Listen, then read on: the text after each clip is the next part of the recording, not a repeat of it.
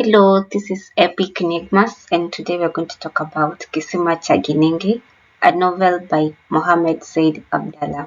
We move to characters where we have Mwana wa Giningi, Makame wa Makame, Vuai, Ali wa Makame, Bwanamsa, Spectre Safe, Fundi Mangungu, Sajin Paulo, Andrea, Najum.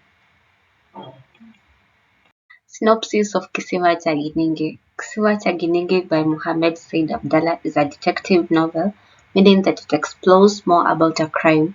It investigates about a mysterious murder of Mwana Giningi. Giningi is a village in Zanzibar. The novel unfolds when Bwanamsa receives a letter from Spectre Safe inviting him to visit and help him in a theft case which is reported. Spectre Safe is praising him of how intelligently solved a murder case at Mzimu wa Watu wa Kale. He informs him that he is transferred to Giningi. Spectre Safe says that Giningi is a good place despite witchcraft and demons. He urges Bwanamsa to visit for 2 or 3 days to experience the adventures. He pleads with him to come on that Wednesday as he will be eagerly waiting. Najum reads the letter to Bwanamsa and tells him that Saif still remembers him. Bwanamsa goes to Giningi and, with the help of Andrea, traces Saif's home. Saif shares the experience at Giningi and says that this place is full of witchcraft. Cases are literally about witchcraft. The investigations to be done are about a theft case which has been reported by Mwana Giningi. She is claiming that her husband has stolen her golden belongings. When they visit her house, everything shows that Vuai is a prime suspect. Since Mwana Giningi is in a hurry to fetch water, she leaves them behind. When she comes back, Bwanamsa is thinking of a different suspect and asks her some questions concerning the state in which the scene of theft had taken place. Bwanamsa concludes that Ali wa Makame is the prime suspect. On the other hand, Spectre Safe orders that Sergeant Paulo to arrest Vuai. They head back to the station after she returns from fetching water. In the station, they manage to prove that Vuai is not the prime suspect since he's away from the village for 3 days during the time the theft took place. Afterwards, they let him free.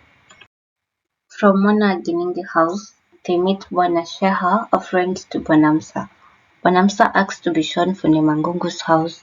He gets there and challenges him. Ideally, he wants to get information about the witchcraft story going on around about Mwana Giningi. Fundi Mangungu confirms that Ali wa Makame has been doing all this to benefit by acquiring wealth of Makame wa Makame, which is inherited by Mwana Giningi. Bwanamsa confirms that Fundi wa Mangungu is a liar, proving that whatever goes to the witch doctor never returns. Later, while at home, Bwanamsa and Spectre Safe are briefed by Sergeant Paulo that there are people at the station that have reported the death of Mwana Giningi.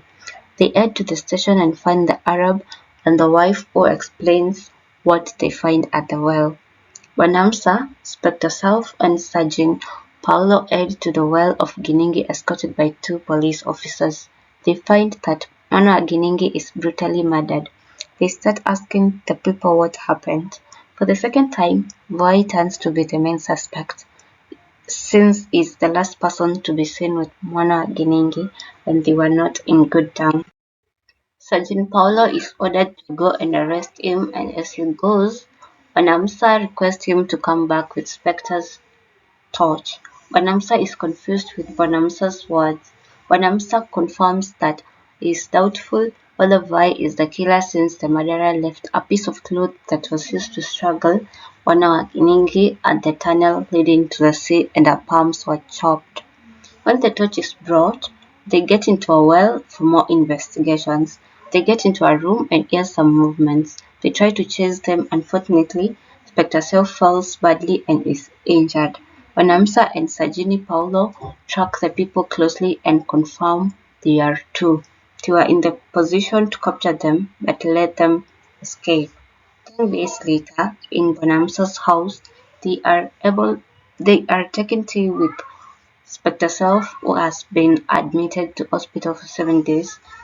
they get to hear news that the two people who escaped, one has arrived home safely while the other died, and his body was captured at Giningi, having been eaten halfway by fish. Wanamsa concludes that it has to be Aliwa Makame, and is happy because he has been paid for his evil doing. Significance of the title Kisima cha Giningi. The title Kisima cha Giningi by Mohammed Said Abdalla translates to the Well of Giningi. This title holds significant meaning within the context of the novel. The well is a central symbol in the story, representing both a literal and metaphorical source of mystery and conflict. In the novel, the well is the site where the body of Mona Giningi is discovered. This discovery sets off a series of investigations led by the detective Wanamsa. The well therefore becomes a focal point for the unfolding drama and unraveling of secrets. It symbolizes the depth of human emotions, hidden truths, and the complexities of relationship within the community. The title also reflects the cultural and the social setting of the story, grounding it in a specific place that is integral to the characters' lives and the narrative's progression. The well is not just a physical location, but a metaphor for the deeper issues explored in the novel, such as trust, betrayal, and the search for justice. Now we move to themes.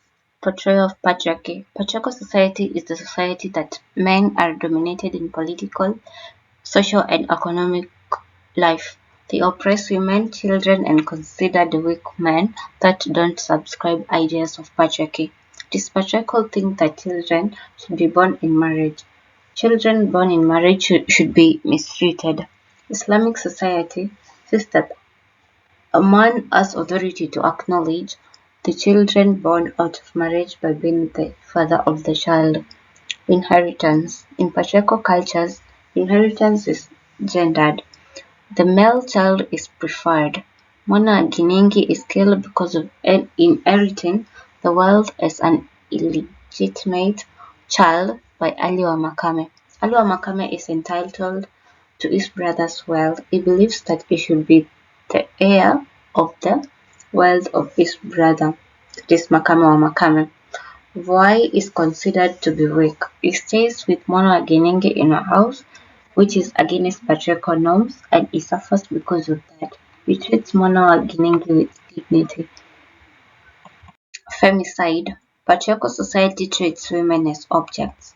Violence is used, for example, when Mona Giningi was killed by Ali Wamakame because of inheriting the wealth and also greedily chopping her palms for the jewelry wearing, and also stealing the treasure box full of gold. Thank you for watching. Remember to subscribe, turn on the notification bell, comment, like, and share. See you on our next video. Thank you.